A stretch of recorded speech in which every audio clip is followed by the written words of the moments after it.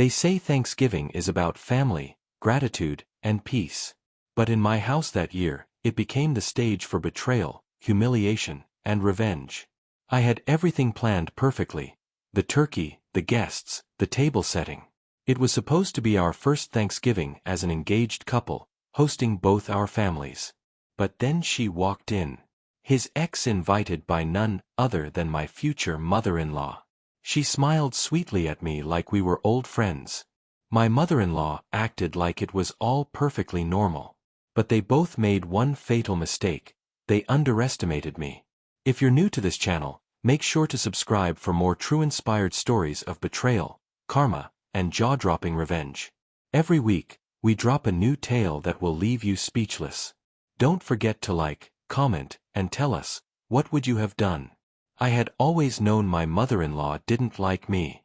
From the very beginning, she treated me more like an intruder than a future daughter-in-law. She was polite in public, sure, but cold behind closed doors. She'd make little comments, passive-aggressive remarks about my clothes, my career, my family. I brushed it off for my fiancé's sake. But inviting his ex to my house on Thanksgiving? That wasn't a mistake. It was a declaration of war. I met Rachel, the ex, once before, briefly, at a community event. She was pretty, soft-spoken, the type of girl you'd imagine baking cookies for the whole neighborhood. My fiancé, Adam, had dated her for 4 years before me. It was serious, but according to him, over. Still, there was always a strange tension whenever her name came up. His mother talked about her like she was family. Like I was the one who came later and messed things up. In the weeks leading up to Thanksgiving, I handled everything. I planned the menu, cleaned the house, and even designed custom name cards for each guest. I wanted everything to be perfect. It was our home, our holiday, and I was proud to host. Adam helped where he could, but he's the type to burn toast, so I didn't expect much. He did ask his mom if she needed a ride, but she declined, said she had a surprise guest she'd bring along. I assumed it was her neighbor, or maybe her cousin from Jersey. Never in a million years did I think it would be Rachel. When the doorbell rang and I opened the door, I froze. There she was, holding a pie. And standing proudly beside her was my mother-in-law, smiling like she had just brought home royalty. "Look who I ran into at the store," she said brightly. She didn't have anywhere to go, so I thought, why not invite her? I looked at Adam, waiting for him to react, to say something. But he just stood there, stunned, eyes flicking between me and Rachel. I knew then, he didn't know either. The dinner was a disaster. Rachel sat next to Adam, laughing at all his old jokes, sharing stories from their time together. My mother-in-law encouraged every word. I sat in silence, fuming, humiliated in my own house. That night, after everyone left, I didn't yell. I didn't cry. Instead, I cleaned the kitchen in silence. Because I had already made up my mind. They thought they could disrespect me and get away with it. But I was going to show them what happens when you play games with the wrong woman. I didn't say a word about Thanksgiving for the next 2 days. Not to Adam, not to his mother, and certainly not to Rachel. I acted as if nothing had happened. Adam tried to talk to me once or twice, something vague about how awkward it had been, but I brushed it off with a fake smile. Let him think I was over it. Because while they laughed and gossiped at my table, I had started planning. The first step in my revenge was research.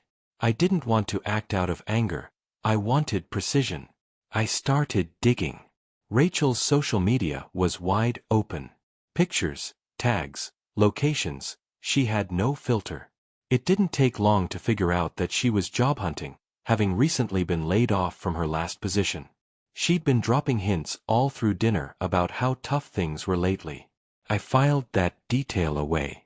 Then I found something even better. She was applying for a position at the same company where Adam worked. In fact, she was targeting the marketing department, the one Adam used to work in before his recent promotion. I called my friend Jenna, who worked in HR for a competitor firm. I asked her a few questions about how applicants were vetted, how references were checked, and how companies really make decisions behind closed doors. By the end of the call, I had a clear plan, and the tools to sabotage Rachel's golden opportunity. But I didn't stop there. I began being extra nice to my mother-in-law. I sent her flowers, invited her to brunch, called her just to chat. She was suspicious at first, but like most narcissists, she couldn't resist flattery. Within a week, she was telling her friends how much I'd matured.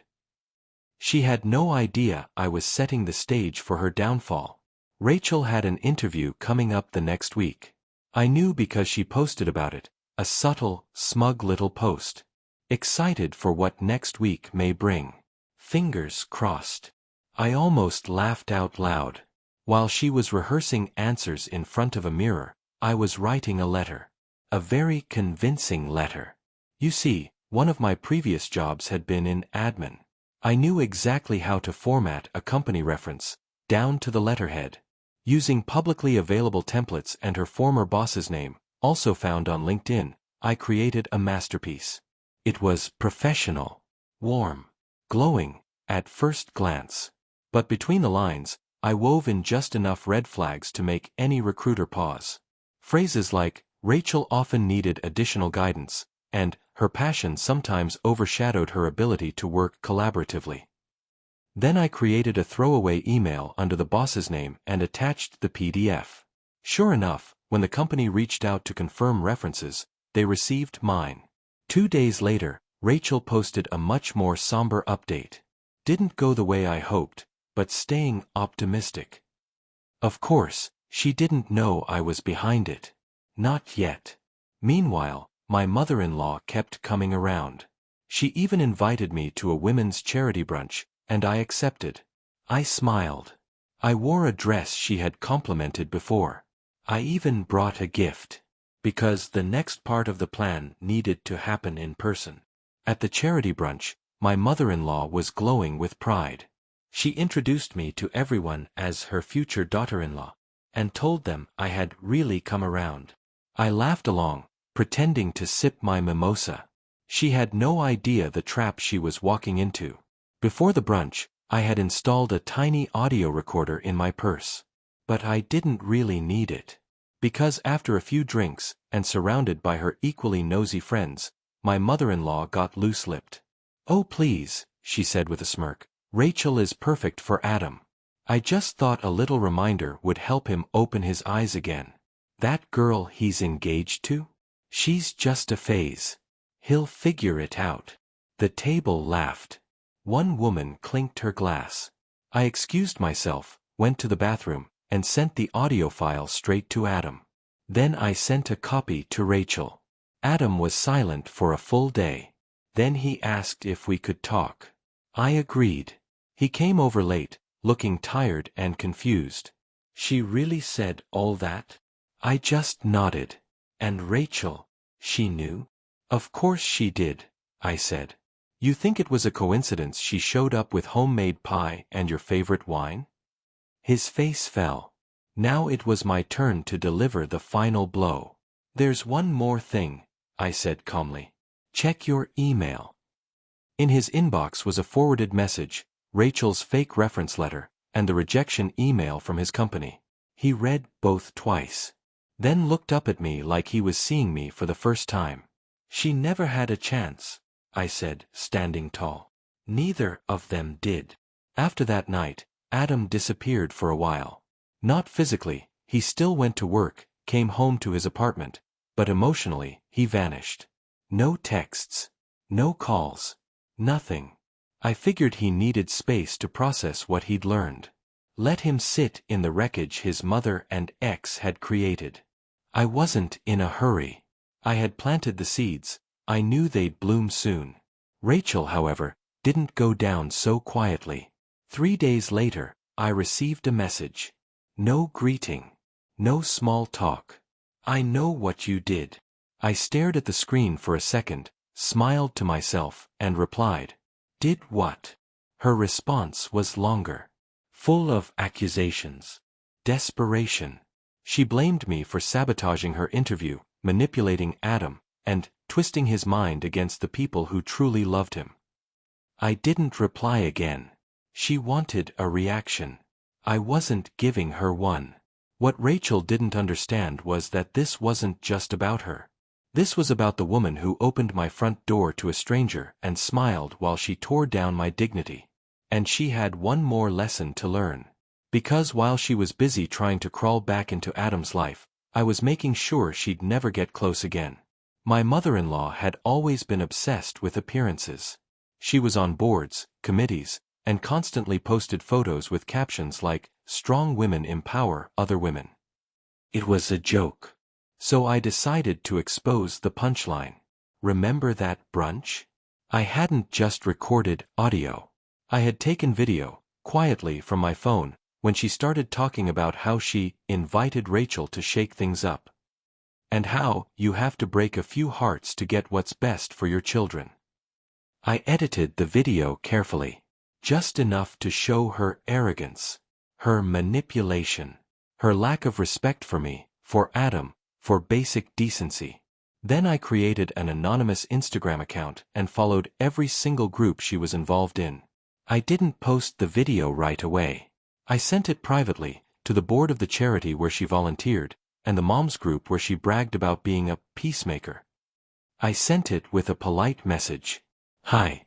Just wanted you to see how your board member really treats her future family. Thought it might interest you." The fallout was delicious. One of the women leaked it. The video started making rounds in her circles. I didn't even have to lift another finger. She called Adam crying, saying it was all taken out of context. He didn't answer. She showed up at our door the next day. I didn't let her in. "You think you've won," she shouted from the porch. "You've poisoned my son against me." "No," I said calmly. "You did that yourself." Then I closed the door. Adam finally came back a week later. Not to apologize. Not yet. But to talk. He looked tired. Like the weight of everything had finally caught up to him. "I don't know what to say," he began. "My mom. Rachel, it's like I don't know who they are anymore." "You never really did," I said quietly. "But now you do." He sat down, ran his hands through his hair, and looked at me. "And you?"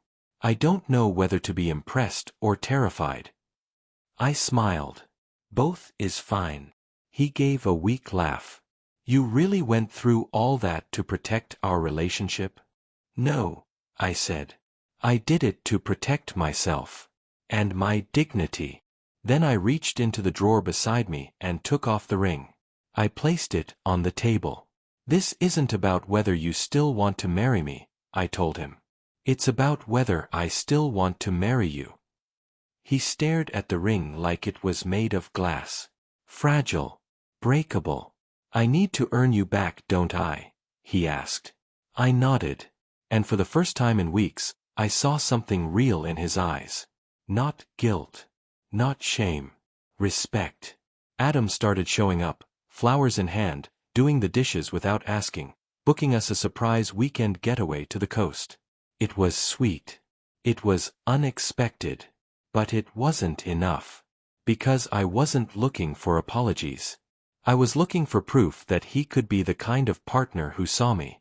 Who stood up for me, not after the damage was done, but before it ever happened. He said he wanted a fresh start. That he'd cut off contact with Rachel and was keeping his distance from his mother. That sounded like a beginning. But I needed more than words. I needed to know he'd drawn boundaries with the woman who walked into my home and treated me like a guest in my own life. So I set one last test. I planned a dinner. Small. Just me, Adam, and her. He hesitated when I told him. "You want my mom to come over?" "Only if you're ready," I said. "But I need to know where we stand. I need to see what you'll do when she disrespects me again. Because she will." He didn't argue. That alone gave me hope.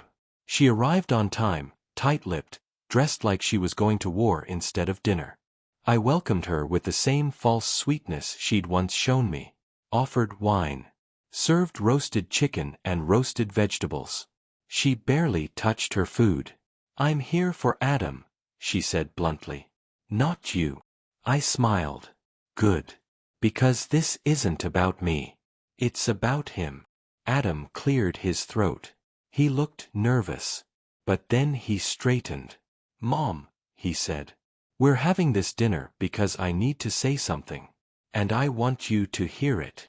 She raised an eyebrow. "Go on. You've been disrespectful to the woman I love. You've overstepped, manipulated, and tried to control everything about our lives." Her jaw clenched. "I was just trying to protect you." "From what?" he said. "From being happy." Silence. He went on. "You don't have to like her. But you will respect her. If you want to be part of my life, of our life, you need to change." It was quiet for a long moment. Her lips tightened, and I could tell she was about to protest. But then she looked at me, then at Adam, and something in her face shifted. "I don't know how to be anything else," she said quietly. "Then learn," Adam replied. "Or you'll lose us both." She didn't stay for dessert. I almost thought it was over, that I could finally breathe. But then came Rachel's final, desperate play. One morning, Adam's phone buzzed with a text from an unknown number. I read it before he did. "Tell her the truth. About Vegas." I turned to him, cold. "What's she talking about?" He looked confused, then guilty. "It was before we got serious. One weekend. She was in town for a wedding, and You slept with her." He nodded slowly. "It was months before I proposed. But yeah." I walked away. He followed me down the hall, pleading.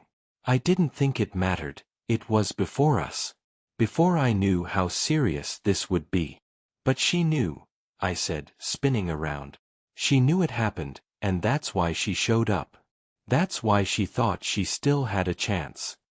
I wasn't even mad about the past. I was mad that the truth had been buried, hidden like a rotting secret waiting to infect everything. Adam begged me to stay. He said he'd fix it. That he'd cut all ties permanently and do whatever it took. "I'll go no contact. I'll get a new number. I'll move cities if I have to," he said. "I don't want a man who runs," I told him. "I want a man who stands his ground." And then I made a decision.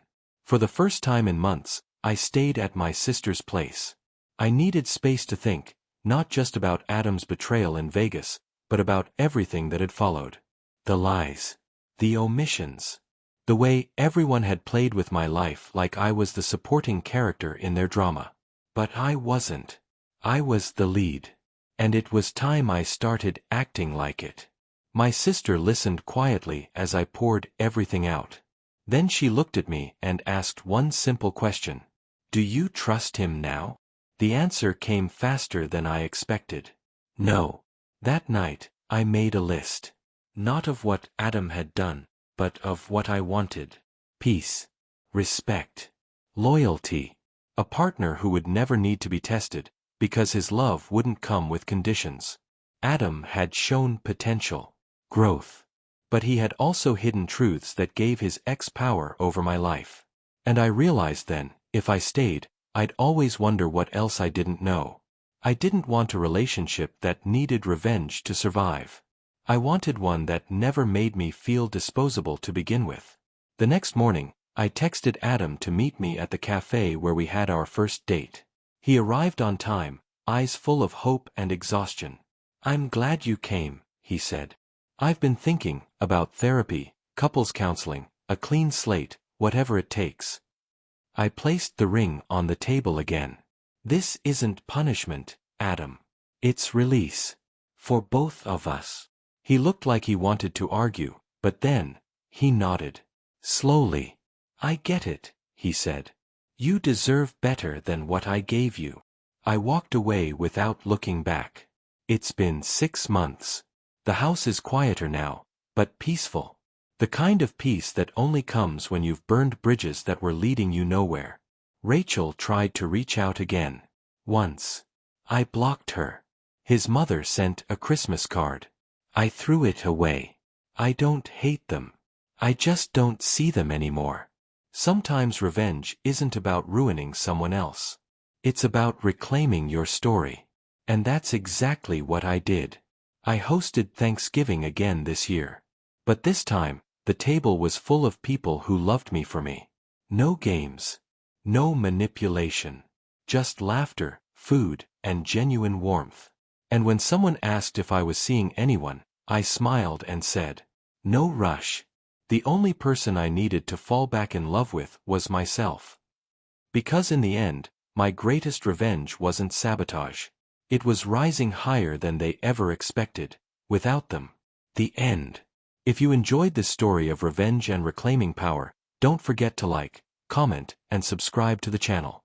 New stories drop every week, and sometimes, the best justice is simply living your truth louder than their lies.